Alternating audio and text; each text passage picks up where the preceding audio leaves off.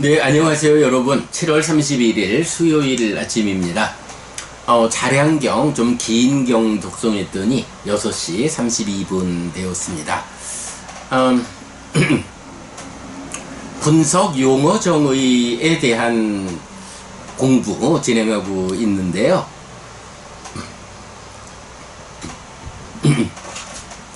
분석경이란 이름으로 직접적인 용어를 정의해주는 경들도 있고, 오온처럼 큰 주제를 다루는 경에서 용어가 정의되는 경도 있고요. 그런가 하면 어제 독송한 비법의 행위경, 또 먼저 독송한 상서로운 하룻밤경, 이렇게 단어 하나의 의미라기보다는 과거, 미래, 현재에 어떻게 대응할 것인가, 또 법의 행위, 비법의 행위, 시바법, 십선업은 어떤 것인가, 이렇게 이제 하나의 큰 개념으로 정의해주는 경들도 있는 거죠. 오늘 이제 그 같은 맥락에서 자량경, 5가지 장애와 칠각지를 놓고 생겨나지 않은 것을 생겨나게 하고,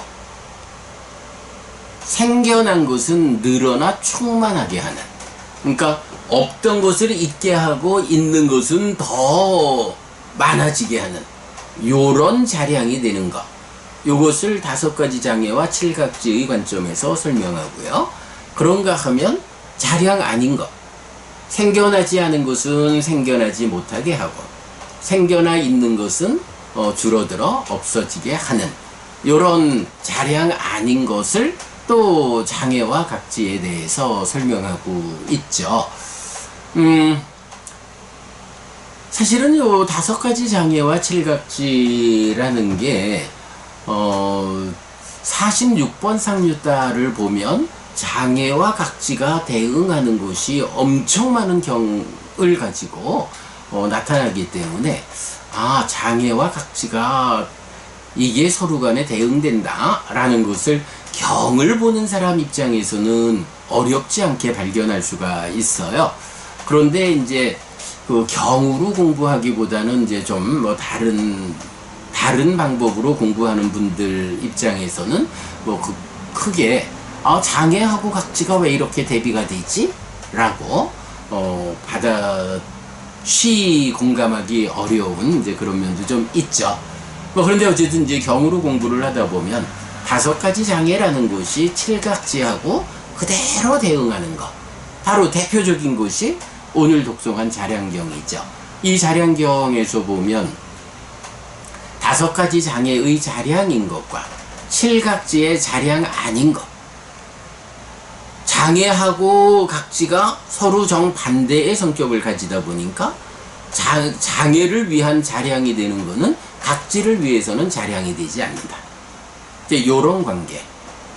물론 기본적으로 요 관계를 우리가 잘 표현하고 있는 것이 수행의 중심 개념.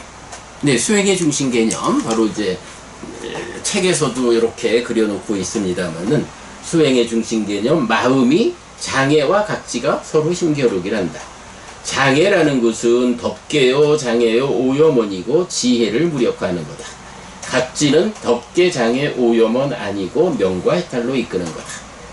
그래서 수행이라는 게 마음속에 장애를 밀어내고 각지를 채우는 것, 요게 1단계 수행이고, 그러면 그렇게 각지가 마음을 충만하면, 그렇게 마음에 충만한 각지, 깨달음의 요소, 이 7가지 깨달음의 요소를 있는 그대로 닦아서 깨달음으로 나아가는, 그럴 때에 장애를 마음에서 밀어내는 게 사념처의 역할이고, 사념처가 장애를 밀어내서 칠각지를 마음에 충만시켜주면, 그 충만된 칠각지를 있는 그대로 닦아서 깨달음으로 이끄는 것이 사마타 위파사나 수행이죠.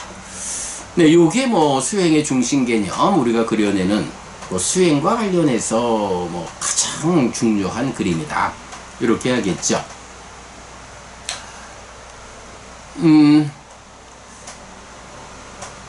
그렇게 해서 이제 수행의 중심 개념으로 대응하는 장애와 각지를 두고 어떻게 대응하느냐 하는 것을 이제 설명하고 있는데, 자, 요 내용 우리 초기 불교 백일법문 살펴보도록 하겠습니다.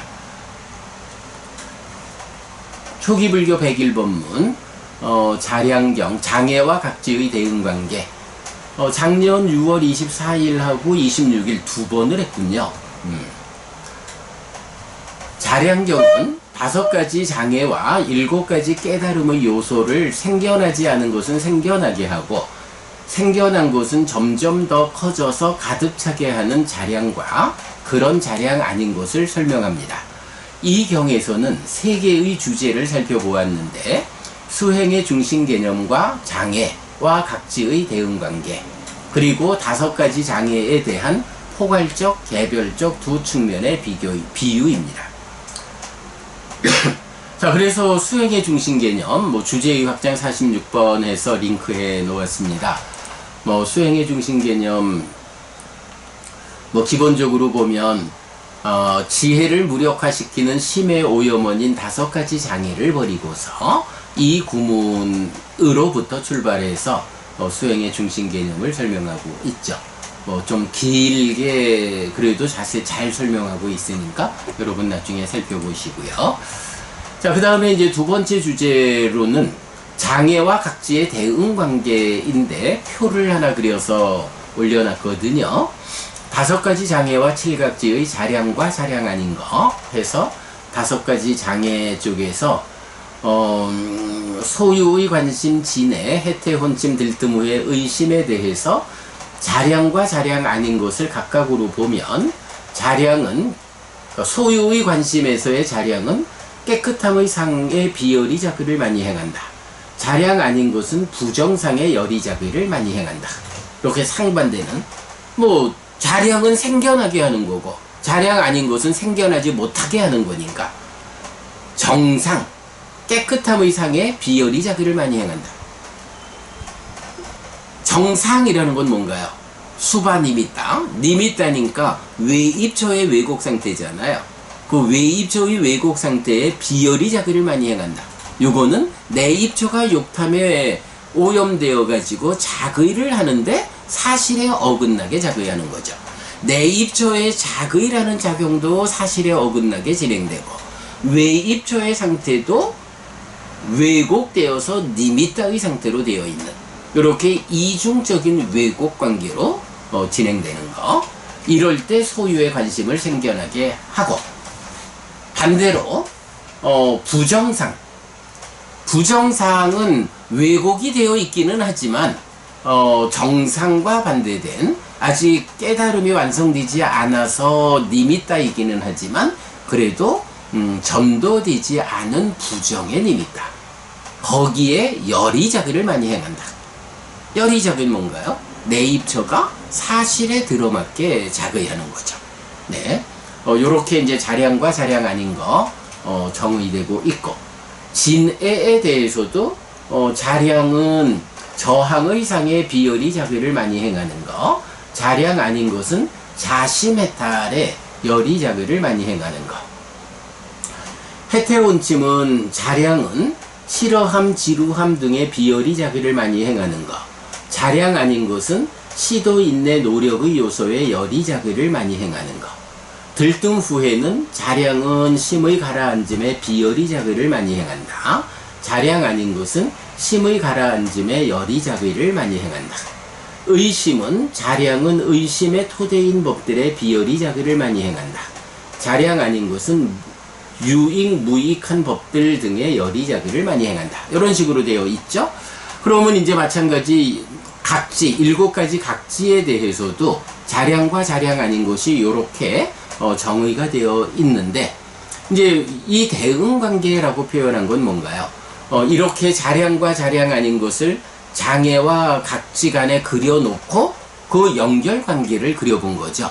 자, 그랬더니 소유의 관심은 염각지와 대응하고, 진애는 시각지와 대응하고, 해태혼침은 정진각지와 대응하고, 들뜸 후에는 경안각지와 정각지 2개하고 대응하고, 의심은 사각지하고 대응하면서 또 택법각지하고 대응하는, 예, 그래서 5개와 7개가 대응하려고 하니까 그 중에 2개는 이중적 대응 관계를 보여줘야 되는 거죠.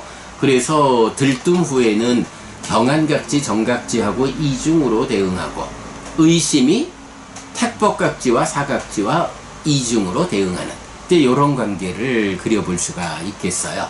그래서 5가지 장애하고 칠각지라는 게 이렇게 내 마음 속에서 장애가 힘을 받을 것이냐, 각지가 힘을 받을 것이냐, 장애가 힘을 받아서 각지를 밀어내고 온통 지혜를 무력화하는 바보 같은 삶을 살게 만들 것이냐, 안 된다.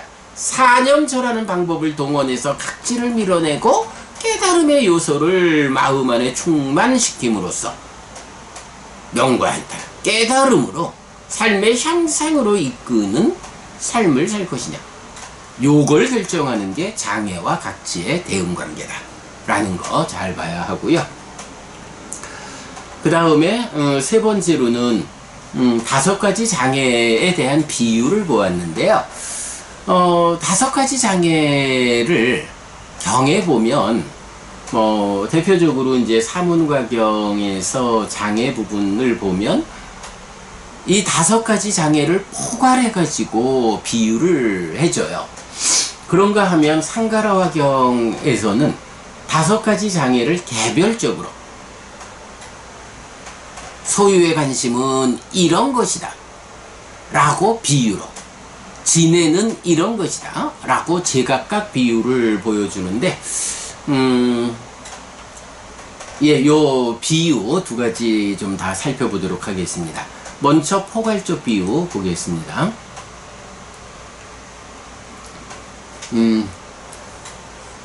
사문과경에 이제 장애를 벌인 부분이죠.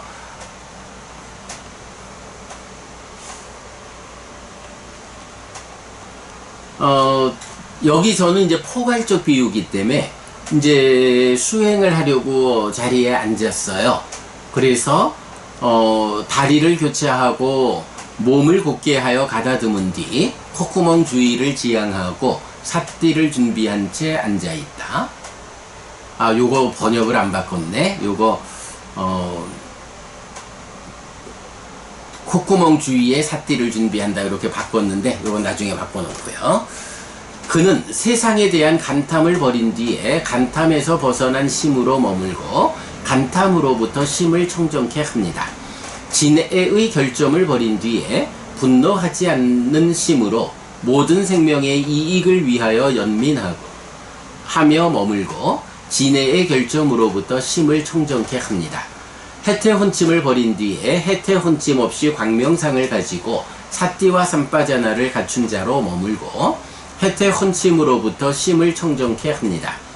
들뜸 후회를 버린 뒤에 휘저어지지 않아 안으로 가라앉은 심으로 머물고 들뜸 후회로부터 심을 청정케 합니다. 의심을 버린 뒤에 의심을 건너 유익한 법들에 대해 불확실함을 가지지 않은 자로 머물고 의심으로부터 심을 청정케 합니다. 자, 요렇게 5가지 장애로부터 마음을 청정케 한다 라는 걸 놓고 포괄하는 비유를 들어주는 거예요. 예를 들면 대왕이요, 어떤 사람이 빚을 내어 사업을 시작할 것입니다. 그에게 그 사업은 성공할 것이고 그는 이전의 빚을 갚을 것입니다. 더 나아가 아내를 1명 부양할 수 있는 여유가 있을 것입니다. 그에게 나는 전에 빚을 내어 사업을 시작했다. 그런 나에게 그 사업은 성공했고 나는 이전의 빚을 갚았다. 더 나아가 아내를 1명 부양할 수 있는 여유가 있다 라는 생각이 들 것입니다. 그로 인해 그는 환희를 얻고 만족을 얻을 것입니다. 5가지 장애라는 게 말하자면 빚과 같다는 거예요. 사업을 하는 사람이 여유가 있어서 자기 사업 자금을 가지고 사업을 시작하면 사실은 굉장히 그 사업이 쉽죠. 그런데 사업 자금이 부족해가지고 빚을 내어가지고 시작을 하면 어떤가요? 빚이라는 게 참 무서운 거잖아요. 그래서 그 빚 때문에 사업을 실패하기도 하고 겨우겨우 성공한다 해도 아주 어려운 과정을 거쳐서 성공하게 되죠. 5가지 장애가 말하자면 바로 이래 사업을 시작하는 사람이 자기 돈이 없어가지고 빚을 내서 시작하는 것과 같다. 그 빚이 5가지 장애다. 이렇게 이제 말하는 거죠. 이렇게 하나의 비유가 있고요. 그 다음에 예를 들면 대왕이요. 병에 걸려 낙담하고 심하게 아픈 사람이 있을 것입니다. 밥도 아픔을 덮지 못하고 몸에 약간의 힘도 없을 것입니다. 나중에 그는 그 병으로부터 회복할 것입니다. 밥은 기쁨을 줄 것이고 몸에 약간의 힘이 있을 것입니다. 그에게 나는 전에 병에 걸려 낙담하고 심하게 아팠다. 밥도 나의 아픔을 덮지 못했고 나의 몸에 약간의 힘도 없었다. 나는 이제 그 병으로부터 회복했다. 밥은 나에게 기쁨을 주고 나의 몸에 약간의 힘이 있다 라는 생각이 들 것입니다. 그로 인해 그는 환희를 얻고 만족을 얻을 것입니다.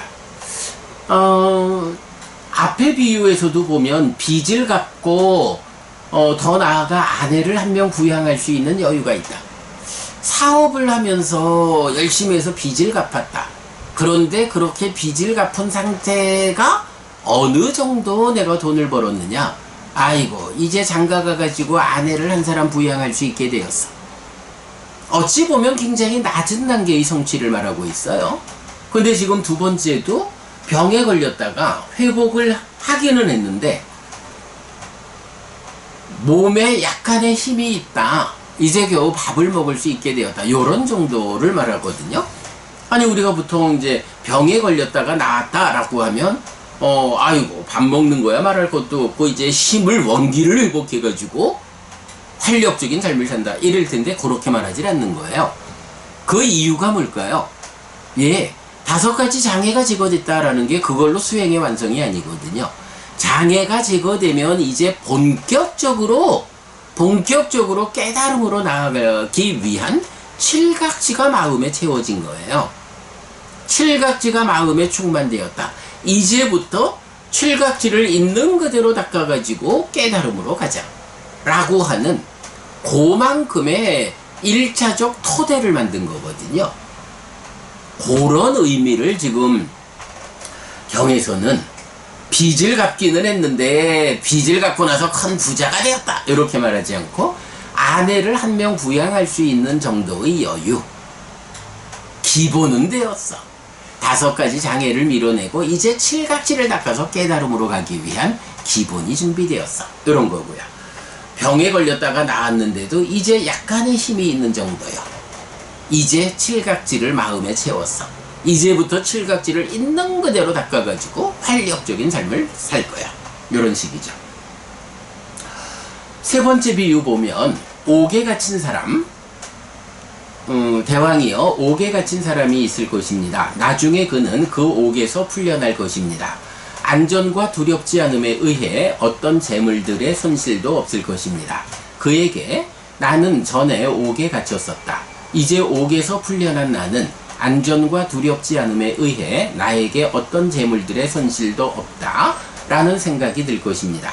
그로 인해 그는 환희를 얻고 만족을 얻을 것입니다. 자, 여기서는 이제 감옥에 갇혀 있었어. 뭔가요? 5가지 장애가 나를 올가매고 있는 걸 감옥에 비유한 거죠. 이제 그러한 5가지 장애라고 하는 감옥에서 풀려났어. 이제 나는 칠각지와 함께하는 자유로운 삶으로 나아가고 있어. 이렇게 말하는 거죠. 그래서 장애라는 것이 내 마음을 차지하고 있을 때는 그것이 뭐 비유하자면 재물들도 다 손실을 보고 요런 거지만 여기서 장애만 밀어내고 나면 어떠한 손실도 없다. 그렇게 표현하죠. 자, 4번째, 대왕이여 자신을 의지하지 못하고 남에게 의지하고 원함에 의해서 갈 수 없는 하인인 사람이 있을 것입니다. 나중에 그는 그 하인의 신분에서 풀려나 자신을 의지하고 남에게 의지하지 않고 원함에 의해서 갈 수 있는 자유인이 될 것입니다. 이렇게 다섯 가지 장애에 묶여 있는 삶은 남의 하인으로 살아가는 거다. 다섯 가지 장애가 붙잡고 가는 대로 가자 하면 가야 하고, 뭐 이렇게 이제 하인으로 사는 건데, 거기서 풀려났다. 이제 자유인이 되었다. 노예로부터 해방되었다. 이런 이야기죠. 그렇게 비유하고요. 다섯 번째 비유는 대왕이여 부유하고 부자인 사람이 굶주림과 두려움이 있는 사막의 먼 길을 갈 것입니다. 나중에 그는 그 사막을 안전하게 건널 것이고 두려움이 없이 안온한 마을 주변에 도착할 것입니다. 그에게 부유하고 부자인 나는 이전에 굶주림과 두려움이 있는 사막의 먼 길을 걸었다. 나는 이제 그 사막을 안전하게 건넜고 두려움이 없이 안온한 마을 주변에 도착했다. 다섯 가지 장애는 사막과도 같은 거예요. 장애를 밀어냈다, 사념초로 이겨냈다 하는 것은 사막을 건넜다. 이렇게 비유를 하는 거죠. 이래가지고 다섯 가지 장애를 포괄해가지고 비유로서 하고 있는데 빚이다, 병든 자와 같다, 감옥에 갇혀 있는 자, 하인과 또 사막의 먼 길을 걷는 요렇게 힘든 삶을 살아가는 것이 다섯 가지 장애라고 비유하고 있죠. 자, 그런가 하면 이제 상가라화경에서는 요것도 또 중요해요. 다섯 가지 장애에 대해서 제각각 비유를 해주거든요. 그래서 보면 경은 이제 무슨 원인 무슨 조건 때문에 오래 암송한 만뜨라도 분명하지 않느냐 하면 다섯 가지 장애 때문에 그렇다. 또 무슨 원인 무슨 조건 때문에 오래 암송하지 않은 만뜨라도 분명해지는가? 하물며 암송한 것은 말해 무엇하겠나? 이렇게 해서 일단 다섯 가지 장애가 내 마음을 차지하고 있으면 오래 암송한 것들도 분명하지 않고, 그러나 장애가 밀려나가서 각지가 마음에 충만하면 암송한 건 말할 것도 없고 그저 오래 암송하지 않은 잠깐 본 것들도 분명해진다. 이렇게 기억과 관련한 이야기 하고 있죠. 자, 그러면서 이제 다섯 가지 장애를 비유하는데, 첫 번째는 욕탐. 여기서는 까마라가죠. 욕탐, 간탐, 소유의 관심, 이렇게 함께 볼 수 있겠는데, 예를 들면 물단지에 붉은 렉이나 심황이나 남색이나 심홍색 염료가 섞여 있습니다. 눈을 가진 사람이 거기에 자신의 얼굴 모습을 비춰보면 있는 그대로 알지 못하고 보지 못할 것입니다. 욕심이 작용을 하면 마치 물에다가 물감을 풀어놓고 얼굴을 비치면 비춰주지 않는 것과 같이 이렇게 바르게 볼 수 없다. 그러니 분명하지 못하게 된다. 이런 얘기고요. 진애라는 것은 물단지를 타오르는 불 위에 놓고 열을 가해 물을 끓입니다. 불 위에다가 물그릇을 놓고 가열을 하면 물이 이제 막 보글보글 하면서 끓어오르잖아요. 거기에다 내 얼굴을 비춰보자? 안 비춰주죠. 그런 비유고요. 해태와 혼침이라는 것은 물단지가 이끼와 수초로 덮여 있어요. 이끼와 수초 때문에 얼굴을 비치면 볼 수 없어요. 해태와 혼침은 이끼와 수초에 비유를 한다. 들뜸과 후회는 물단지가 바람에 흔들리고 휘저어지고 동요하고 물결친다. 이러면 당연히 얼굴 못 보죠. 들뜸이라는 거, 후회라는 거, 바람에 흔들리는 요런 것에 비유한다. 의심은 물단지가 휘저어지고 산란하고 진흙투성이고 어두운 곳에 놓여있다. 볼 수 없죠. 물단지가 휘저어지기도 하고 진흙투성이, 진흙이 막 투성이가 되어 있으니 볼 수 없죠. 더구나 어두운 곳에 있어요. 의심이라는 거를 제일 강하게 말하고 있죠. 요렇게 다섯 가지 장애 각각에 대해서 욕탐이나 간탐이나 이거는 물단지에 염료를 풀어놓은 것과 같아서 얼굴을 비춰주지 못한다. 진해라는 것은 물단지를 불 위에 올려놓아서 가열하니 얼굴을 비춰주지 못한다. 해태와 혼침이라는 것은 물단지가 이끼와 수초로 덮여 있어서 얼굴을 비춰주지 못한다. 들뜸과 후회라는 것은 바람에 흔들리고 휘저어져서 동요한다, 물결친다. 의심이라는 것은 물단지가 휘저어지고 산란하고 진흙투성이고 어두운 곳에 놓여있다. 그래서 내 얼굴을 비춰주지 못한다. 요렇게. 자, 그래서 보면 사문가경에서는 5가지 장애를 포괄해가지고 이게 장애가 마음을 차지하면 비친 자의 삶이야. 뭐 이렇게 감옥에 들어가 있는 삶이야. 이런 식으로 비유를 하고 상가라와 경에서는 5가지를 제각각의 특성에 맞추어서 이렇게 이제 비유로서 설명하는 거 볼 수가 있습니다. 네, 오늘 자량경 길기도 하지만 5가지 장애와 칠각지가 이렇게 대응하는 것을 아주 직접적으로 결정적으로 보여주고 있다. 사람들이 5가지 장애와 칠각지에 대한 어떤 환상 같은 게 좀 있는 것 같아요. 그러다 보니까 장애와 각지를 대비하는 것에 익숙지 않은 것 같은데, 하여간 46번 상류따에서는 장애와 각지의 대응 관계를 많이 말해주고 있다. 그 대응 관계의 핵심된 이야기 오늘 자량경을 통해서 살펴보았다. 네, 요렇게 오늘 아침 공부의 내용이 있습니다. 네, 여러분, 오늘도 부처님의 언어로 부처님의 가르침을 독송하면서 하루를 잘 시작했습니다. 잘 시작한 오늘 하루 여러분 내내 편안하시고 이익과 행복을 쌓는 시간 되시기 바랍니다. 함께 해주셔서 고맙습니다. 여러분, 행복하십시오.